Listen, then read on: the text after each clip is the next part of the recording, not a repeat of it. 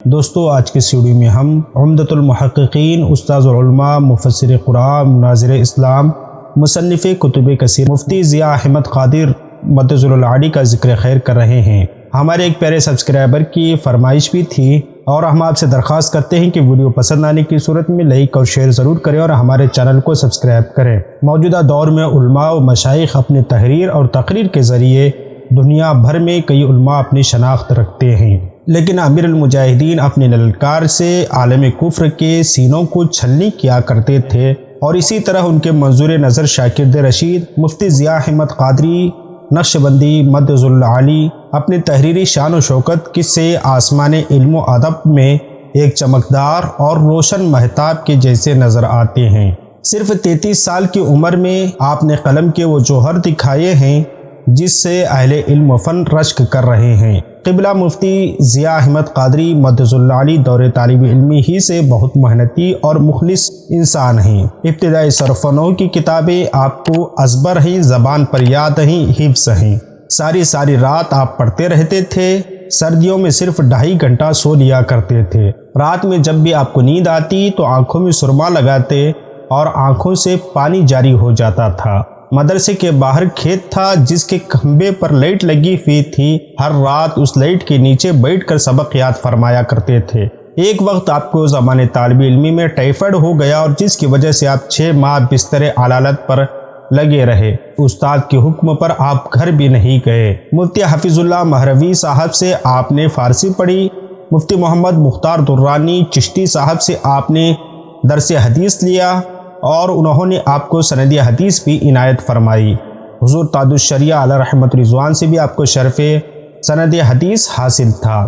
حضرت خواجہ عبدالواحد نقشبندی مجدد المعروف حاجی پیر صاحب کے دست حق پرست پر بیعت ہوئے اور ان سے اجازت بھی حاصل ہے۔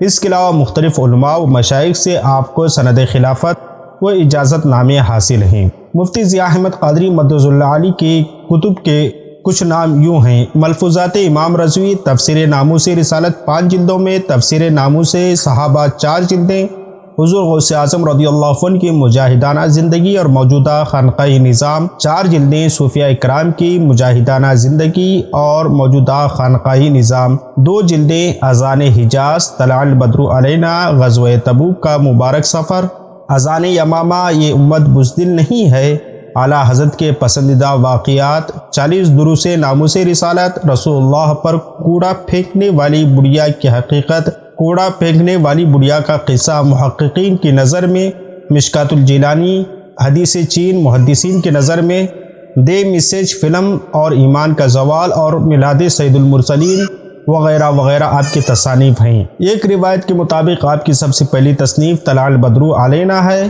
طلع البدر علینا کے نام سے اپنا اشاعتی ادارہ بھی قائم فرما چکے ہیں۔ مفتی ضیاء احمد قادری مدظ العالی کی پہچان ناموس رسالت سے ہے۔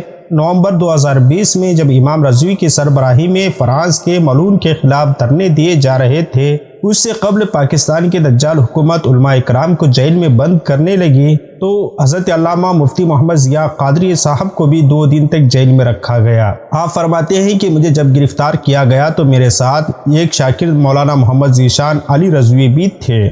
لاہور پولیس کے 4 DSP، ایک DPO وغیرہ کھڑے تھے۔ انہوں نے مجھ سے پوچھا کہ آپ کہاں جا رہے ہیں؟ میں نے کہا فیض آباد جا رہا ہوں۔ یہ SI کہنے لگا آپ اچھے کام کے لیے جا رہے تھے، آپ کہہ دیتے کہ میں کسی اور کام سے جا رہا ہوں تو آپ وہاں پہنچ جاتے، آپ پکڑے نہ جاتے۔ تو ان سب کے سامنے میں نے یہی کہا کہ میں نے تو سمجھا تھا یہ مسلمان پولیس ہے، مجھے کیا معلوم تھا کہ اسرائیلی پولیس ہے۔ جب یہ کہا تو سب کے رنگ اڑ گئے اور میں بالکل مطمئن کھڑا رہا۔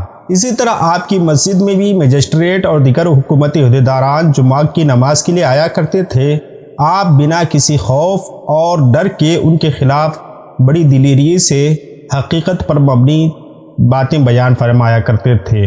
ایک پروفیسر صاحب کے بارے میں آپ فرمایا کرتے ہیں کہ میرے پاس پنجاب کالج کے ایک پروفیسر آ گیا، اس کو میں پہلے سے جانتا تھا، تصوف میں اس کا بڑا گہرا مطالعہ تھا، اور باتیں کرنے لگا تو بیچ میں حضرت سیدنا امیر معاویہ رضی اللہ عنہ کا ذکر خیر چل پڑا، تو اس نے کوئی ایسی بات کی، مجھے بڑی بدبو آئی اس کی بات سے۔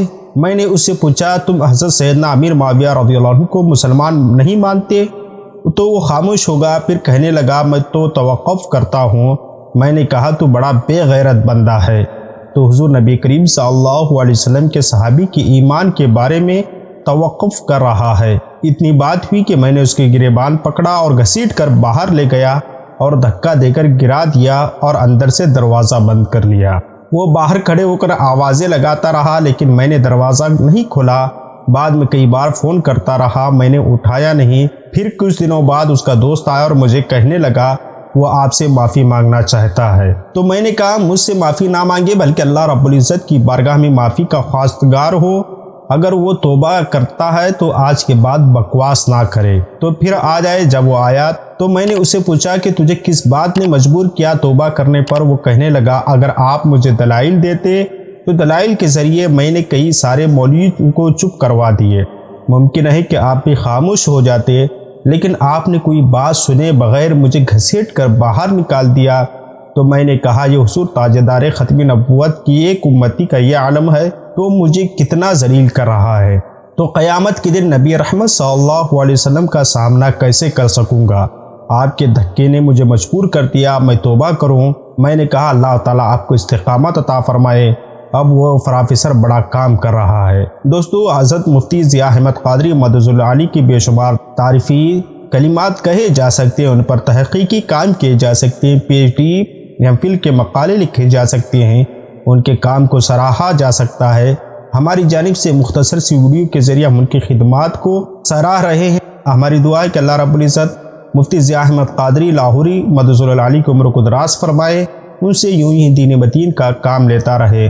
انشاءاللہ مزید معلومات ملنے کے بعد ہم انشاءاللہ ان کے حوالے سے مزید عرض آپ کے سامنے ضرور کریں گے۔